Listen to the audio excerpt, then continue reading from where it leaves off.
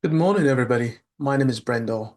Today is World Nurses Day, so we want to send a big greeting and congratulations to nurses all over the world, but not just nurses, doctors, care workers, clinicians, and everyone who contributes to the well-being of society at large. Thank you all so much for your contributions. Today, we want to look at a particular scholarship tailored to nurses, carers, doctors, and others in the medical field, and it is from the University of Edinburgh, and it is the Glenmore Postgraduate Scholarship. Now, just to mention, the window for this is closing, so if you're watching this video, please apply as soon as possible. If you're not a doctor or you're not a nurse, and you know anyone who is, please send this video to them and encourage them to apply as soon as possible. If you're just meeting me for the first time, my name is Brendo.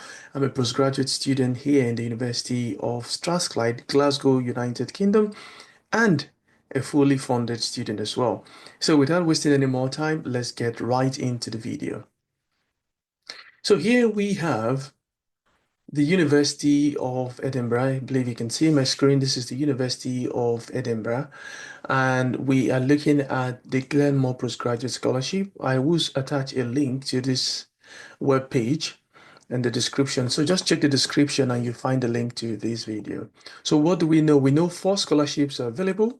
So you could be one of the 4. And yes, you can be one of the 4. The scholarship covers the full tuition fees for the duration of the program. So even if it's a 3-year program, you can apply to that. Now, for eligibility, just to mention, these are the eligible programs. These ones are online, part-time, 3 years, each 3 years. You have the Masters of Science in Critical Care, MSc Clinical Education, Primary Care. You also have it in Master of Public Health. Now, 3 years part-time program. And the eligible on-campus programs, you can see them here. Human anatomy, science and communication, public engagement, and even the one I always reference all the time would be Master of Public Health, a 1-year program. But you could see all these other one. These are Masters by Research programs, and they're nice too. Remember, a key point here is applicants should already have been offered a place at the University of Edinburgh and should have firmly accepted that offer or be intending to do so, which means one essential criteria for this scholarship is that you should have been offered a conditional or an unconditional offer at the University of Strathclyde, which means you need to apply today. If any reason you can apply today, please apply by this weekend or next weekend, uh, so you can apply to this scholarship. Okay.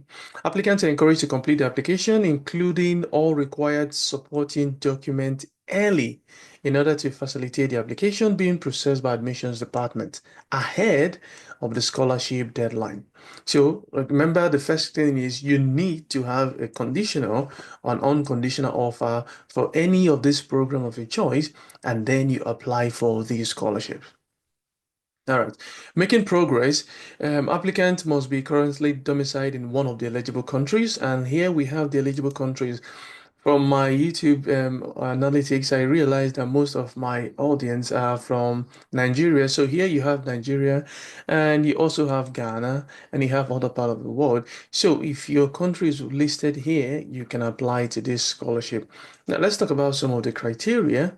It is awarded on academic merit and the strength of a personal statement. The academic merit and strength of your personal statement. I think it's also important to mention here that academic merit here would be if you graduated with a first class, but don't worry, many of these scholarships, you can also get them even if you have a 2-1 or a 2-2. I myself got a fully funded scholarship even though I graduated with a 2-1 in both my undergraduate and my master's program. But then, talking about a personal statement, it's mentioned a strong personal statement. How should you write a personal statement? I have a video that details how to write a personal statement. I'll attach a link in the group. Also, if you need a sample guide on a personal statement or just a sample of a personal statement, just indicate in the comment section on the YouTube channel. Just simply type the word sample and I will send you the sample personal statement I use for my master's program here in the University of Strathclyde. So a strong personal statement would be one of the factors that you could give you this scholarship. Let's dive deeper. So your academic merit and strength of personal statement. And remember, you must have received the overseas equivalent of a UK first class honors degree. That is, if possible. Now, candidates who must also include in the personal statement these questions. You're looking at 3,500 characters maximum. But one thing peculiar about these personal statements are your personal statement should answer the following questions. What specific element of this program attracted you to the University of Edinburgh? How will successful completion of the program at the University of Edinburgh benefit your own career and personal development? And how will successful completion of this program at the University of Edinburgh enable you to contribute to your community, region, or country? Now, these questions are important, and it's also good for you to include the answers to this question in your personal statement. And remember, I would always advise make your personal statement personal. It is true that many people do write with artificial intelligence. You could use ChatGPT and all those things, but you have to use them ethically and know that most people are going to use that. So find a way to make your sound personal. And I would advise if you can do without artificial intelligence or just simply use it to improve what you've written, then that is fine as well. But remember, your strong personal statement, the strength of your personal statement is a factor that would determine if you will be awarded a scholarship. So when you've written your personal statement, you could give it to someone else to just go over it and see if there are areas to improve on. If you want me to also do that for you, you can let me know in the comment section and I will be happy to do that. All right, so that is the criteria, academic merit and strength of a personal statement. Those are just what it is. Now, how do you apply for this? Well, the deadline here is Thursday, the 29th of May, 2025. Today, like I mentioned, is World Nurses Day and it's the 11th of May, 2025. And you need to secure admission before applying to the scholarship, which means we have about, say, 18 days to the deadline. So 23:59 p.m., also West African time, is the deadline, which means please submit this application as soon as possible. You must have applied for admission to the University of Edinburgh and you must have received a scholarship for it. Okay, now for notification, we're told here you'll be notified of the outcome by late June or early July 2025. The program starts in September 2025. And here we have contact details if you need additional support. But now let's look at some of the programs. Let's look at some of the programs. Um, so let's look at some of the programs. If you look up here, you'd observe that I've actually opened some tabs for this. So let's look at some of them. So for the Masters of Public Health online, so here we have the program. So that's Masters of Public Health online program, MPH, PGCERT, PG Diploma, Postgraduate Diploma. It's online and it's properly accredited and there are funding opportunities for this.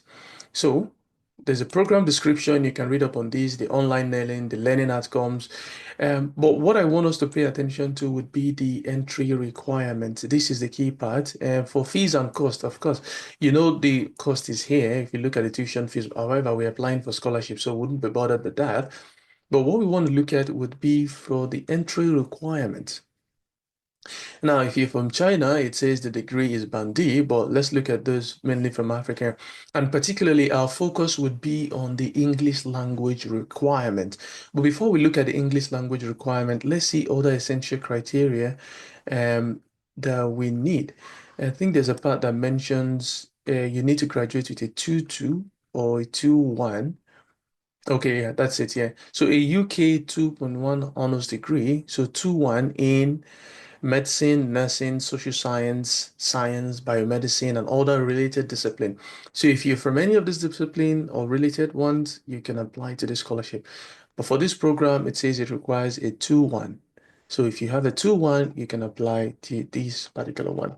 Let's see the other one. This other one is for data science for health and social care, and it's online, 3 years master's program. 3 year master's program. I just want to double check that it should be a 3 year master's program. And if we look at the entry requirement as well, it says you need a 2.1 or honors degree or its equivalent in a health-related degree. Okay, and that could include life sciences, social sciences, mathematics, statistics, engineering, computer science, or other related discipline. You can apply to this scholarship. Let's see the other one. Now, this one is in person. This one's on-campus programs, on-campus human anatomy. If you're wondering where I got that, that's the on-campus program here, human anatomy. And if we look at it, it is full-time and it will be on campus. The entry requirement here mentions, oh no, that's not what I meant to do. Okay. So for entry requirement, it says a 2-1 in a medical, biomedical, or relevant bioscience subject. But here it says we may also consider applicants with a 2-1 or 2-2 honors degree if you have other qualifications with relevant work experience, normally of at least 1 year. So which means if you have experience and you graduated with a 2-2, you can apply for this program. Now, what do they mean by experience? It says, for example, if you have human anatomy work experience, either as a human anatomy tutor, demonstrator, a dissector, or in medical and paramedical field, you can apply to this scholarship. However, you should contact the program team before you apply. So do not sleep on this scholarship and see how you can apply to this scholarship early enough. Now, let's make progress to another one. There's another one I want to show you, and I will just share my screen now. Like I said, I do not want to keep this video very long, just something very brief. This is Master of Public Health, and if you're wondering where I got that from, it's the last one here, Master of Public Health. Now, for Master of Public Health, there is full funding for that. You can look at the program structure, but for entry requirement, similarly, we have a 2-1 or its equivalent in medicine, nursing, social science, science, biomedicine, and other related discipline. Then we've considered all of this. So you can apply to any of this program, and I think you should only apply for one. And remember, when you are offered admission, then you can apply for the scholarship. So please, if you receive this video while watching this video, apply as soon as possible. Don't save for later. The window is closing, so apply as soon as possible. And if you can, do apply today or begin the application today. I'll show you what it's like to apply to this program. So let's go through basic process of applying to any of this program. Say we start with the human anatomy. Say we want to apply to human anatomy program. Now, what do we do? These just come to this page and select your start date. So we have the start date here, and you select September 2025. When you click apply, you would browse to this page. Now, on this page, you will be told what the next stage would be. Now, these are some of the questions you'll be asked and documents that will be required. So, user details includes name, date of birth, email address, personal date of birth, nationality, and residence status. But then let's talk about other important things. The qualifications, your academic qualifications, English language qualification. We'll talk about that soon. Professional qualification, that if you have anyone, and professional registration. For finance, of course, you had mentioned that you're applying for the Glenmore Postgraduate Scholarship. And something else, the referees. There are two ways you could provide referees. You could provide your reference letter, or you could simply provide the email addresses of the referees you want to use. So you could provide their professional email address and they will be contacted. Alternatively, you could simply provide the reference letter and upload that during your application. And you can read up on what is required from each referee, okay? And here you have the documents to upload, degree certificates. If it's not in English, translation of that, your transcript. Now, something else to keep in mind, even if you're not graduated and you don't have your transcript yet, if your program is 5 years, so for example, 5-year degree program, and you already completed your 5th year, but you don't have the result for your second semester, you can, of course, provide a transcript for your 4 years and the first semester of the 5th year, and then the reference letter here as well. For English language certificate, we'll talk about that just in a moment. And then you submit.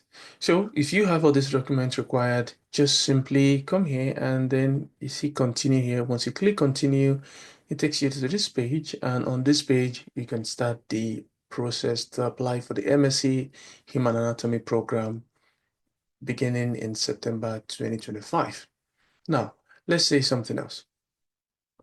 For the English language requirement, I found something very helpful. Um, If you, of course, it does mention here that you have to come from a majority English speaking country, like the United States or UK. However, if you're not from there, well, there's something else you could do. If you're taught in English, if your undergraduate program or whatever program you have is taught primarily in English, you can apply to the scholarship.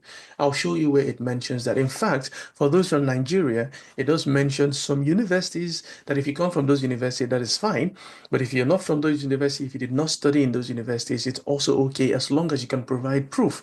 And for proof, it's just simply a medium of instruction letter, also known as a MOI letter.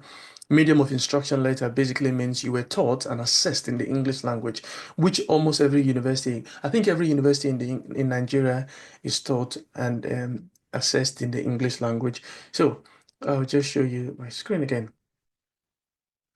So when we come to the approved universities, approved universities in non-majority English-speaking countries, how did I get there? I'll just show you basically. So if you come to English language requirements, if you are not from a majority English-speaking country, you need to provide any of these documents.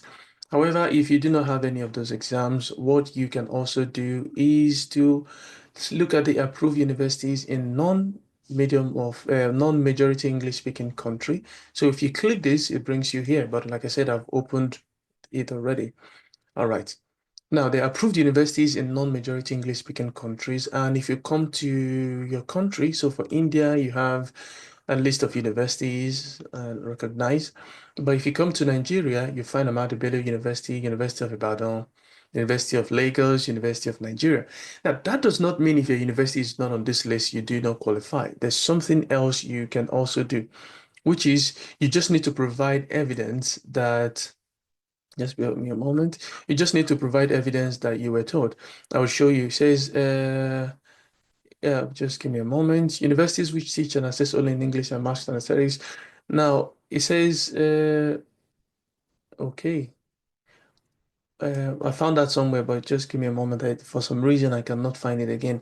But what I've looked at is if your university is not on that list, as long as you were taught and assessed in the English language, and it's within 5 years, is within 5 years to the start of this program by September 2025.